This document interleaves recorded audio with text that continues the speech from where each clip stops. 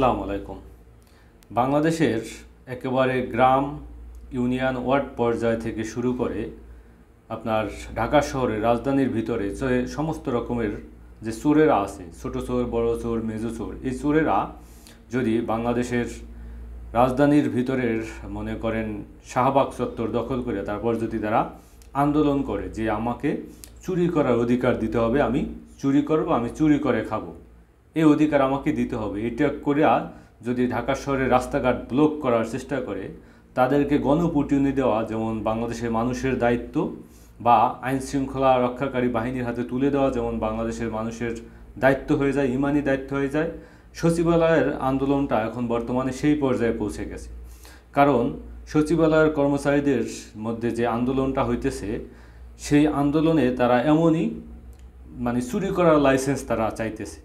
আমি যদি একটু খবর থেকে আপনাদেরকে পড়ে শোনাই যে অধ্যাদেশ 2025 জারি করা হয়েছে, এতে বলা হইতেছে যে 4 ধরনের অপরাধের জন্য সরকারি চাকরিজীবীদের কঠোর শাস্তির বিধান রাখা হয়েছে। এগুলো হলো আনুগত্য শৃঙ্খলা ভঙ্গ, কর্মস্থলে অনুপস্থিত বা দায়িত্বে গাফিলতি, অন্যদের উস্কানি দেওয়া এবং কর্তব্য থেকে বিরত রাখার চেষ্টা, অন্যের কর্তব্য পালনে বাধা।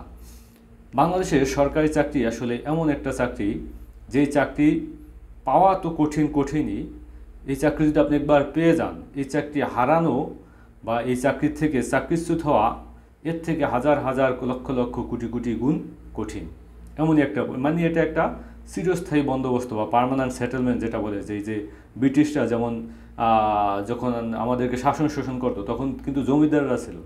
এই জমিদাররা নির্দিষ্ট পরিমাণ একটা ট্যাক্স ব্রিটিশদেরকে দিত, যে তুমি যাই করো আমাকে 10 মণ ধান তুমি দেবা, তুমি কম উৎপাদন করো, বেশি উৎপাদন করো, এটা আমার দেখার বিষয় না, তুমি জাস্ট এই 10 মণ ধান আমাকে দেবে। এইভাবে জমিদারদের সাথে আপনার ব্রিটিশরা সেটেলমেন্ট করতো, যেটাকে পার্মানেন্ট সেটেলমেন্ট বলা হয়।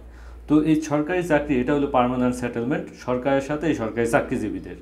তো এই জায়গায় এখন এই যে 4টি সংস্কার নিয়ে আসছে, যে তুমি চাকরি করো এখানে আর তুমি থাকবা বিদেশে, তুমি চাকরি করো এখানে থাকবা ভারতে, এরকমের অহরহ নিউজ আপনি এখনও পাবেন যে একজন 6 মাস, 1 বছর, 3 বছর যাবৎ বাংলাদেশে বসবাসই করে না, সে পার্মানেন্টলিভাবে তার ভিসাই নেই কোনো, সে পার্মানেন্টলি বিদেশে বসবাস করে, অথচ বাংলাদেশে তিনি চাকরি করেন, সরকারি চাকরি, তার অ্যাকাউন্টে টাকা প্রতিনিয়ত ঢুকতেছে।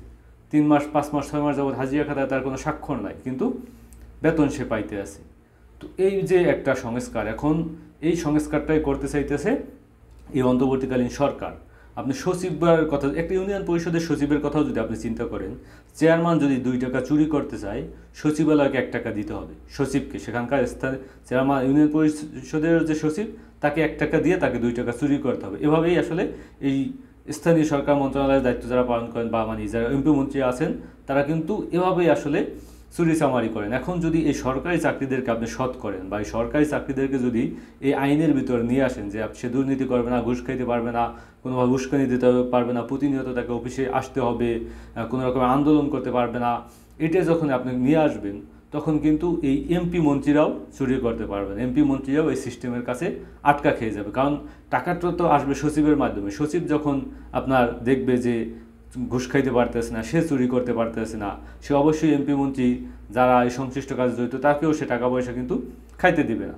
তো এটা একটা বড় রকমের সংস্কার, এবং এটাই এই সংস্কার করতেই হবে এই অন্তর্বর্তীকালীন সরকারকে। এখানে কোনো এবং ইফ অ্যান্ড বাট অ্যাড করা যাবে না। তো সেই জায়গা থেকেই এই সরকার যে সংস্কারটা নিয়ে আসছে, আপনি জাস্ট চিন্তা করেন, কল্পনা করেন যে এটা কত বড় একটা সংস্কার, আপনার আমার সংস্কার। আমি একটা সেবার জন্য গেলে যে হয়রানির শিকার হই, আমি এই বিদেশে প্রবাসে আসার আগে 2 বছর আগে একটা গাড়ি বিক্রি করছি, আমার নামে থাকা, আমি ব্যাংক ড্রাফট করছিলাম আমার নামে কাগজ করার জন্য।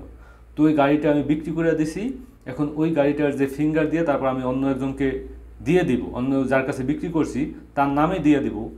এটার জন্য আমি প্রায় 1 বছর যাবৎ ওয়েট করছি, কিন্তু এটা আমি পাই নাই। আমি টাকা জমা দিয়েছি, আমাকে কলও দেওয়া হয় না, এবং আমি নিজে সেই গাড়িওয়ালাকে যার কাছে বিক্রি করছি তাকে নিয়ে আমি ওই জায়গায় গেছি যে আসলে আমাদের কি সমস্যা, আমি তো গাড়িটা বিক্রি করে দিচ্ছি, আমি দেশে থাকবো না, আমি বিদেশে চলে যাব, আমার এই গাড়িটা তার নামে করে দেওয়া দরকার। আমি 1 বছর যাবৎ ওয়েট করছি, আমি সেই গাড়িটা তার নামে দিয়ে আসতে পারি না, শুধুমাত্র আপনার কইরা যে স্টাম্পে লিখিত পরিচিত করে তারপর তাকে দিয়ে আসছি। তো ভাবেন, একবার চিন্তা করেন যে এদের সেবাটা কতটা নিম্ন পর্যায়ে। আপনি কোনো একটা জায়গায় গেলে আপনি দালাল ছাড়া কাজ হবে না, ঘুষ ছাড়া কোনো কাজ হবে না। এভাবেই আসলে রাষ্ট্রটা চলতেছে। তো সেই জায়গায় আসলে একটা নাগরিক যে রাষ্ট্রের কাছে যে সেবাগুলো প্রাপ্য, সেটা সুন্দরভাবে আমরা কোথাও গেলে পাই না। এমনকি আপনি মৃত্যুবরণ করলে যে আপনার যে সার্টিফিকেট আনতে হয়, জন্মগ্রহণ করলে যে সার্টিফিকেট আনতে হয়, জন্ম মৃত্যু সনদ যেটাকে বলে, সেই জন্ম মৃত্যু সনদ দুইটা আনতে গেলে আপনাকে ঘুষ দিতে হবে। মানে আপনার জীবনটাই যাবে ঘুষ দিতে দিতে। আপনি জন্মগ্রহণ করছেন, আপনাকে ঘুষ দিতে হবে। আপনি মৃত্যুবরণ করছেন, তারপরও আপনার মরার পরও সেই মৃত্যু সনদ আনতে গেলেও ঘুষ দিতে হবে। এরকমের ভাবে জর্জরিত এই রাষ্ট্রটা। তো সেই জায়গায় এই যে সংস্কারের বিরুদ্ধে যারা এখন এই চাকরির অধ্যাদেশ জারি করার পর এই সরকারের বিরুদ্ধে উঠে পড়ে লাগছেন যে না, এই চাকরির অধ্যাদেশ আমরা মানি না, তারা মূলত ওই চোরেরা। এরা সবাই চোর, এরা প্রত্যেকেই চোর। এই চোরেরা এখন আন্দোলন করতেছে যে আমাকে চুরি করার লাইসেন্স দাও, আমি কেন চুরি করতে পারবো না, চুরি করার অধিকার আমাকে কেন হরণ করা হইতেছে।